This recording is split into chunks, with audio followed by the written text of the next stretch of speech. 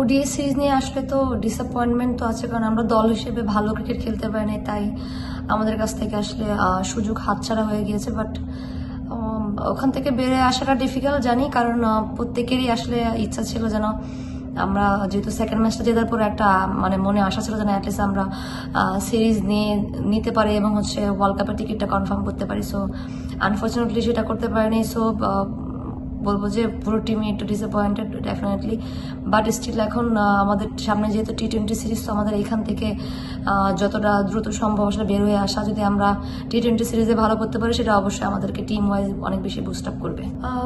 ODI সিরিজের পরে এখন থেকে আমার কাছে যেটা সব থেকে বেশি মনে হয় যে টিম ওয়াইজ হচ্ছে আমাদেরকে কম্প্যাক্ট ক্রিকেট খেলাটা এখানে, কারণ যেহেতু উইকেট ভালো এবং প্লাস আর সব থেকে বড় কথা যে টিম যে আসলে বলবো যে একটু মোরালি ডাউন আছে, সেখান থেকে বেরোয় আসতে হলে টিম ওয়াইজ আসলে আমাদের একটা ভালো রেজাল্ট করতে হবে। সো এখানে আসলে এখন তো আমাদের লক্ষ্য থাকবে যেন আমাদের টিমে যে মেন্টাল বলবো যে সিচুয়েশনটা আছে সেটা তো ডেভেলপ করার একটা ওয়ে এখন অবশ্যই সেটা টি-20 সিরিজে আসলে ভালো ক্রিকেট খেলার মাধ্যমে হবে। ব্যাটিংটা বরাবরই আমাদের ভুগাচ্ছে এবং বলবো যে ভিজিবলি একটা প্রবলেম ক্রিয়েট করছে টিমের ভিতরে।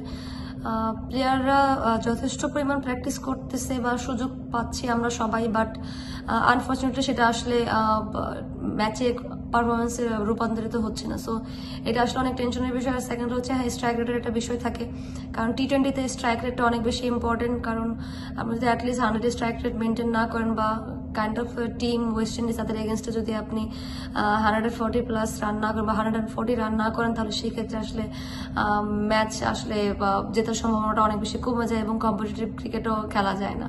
সো এদিক থেকে অবশ্যই স্ট্রাইক রেট অনেক বেশি ইম্পর্টেন্ট।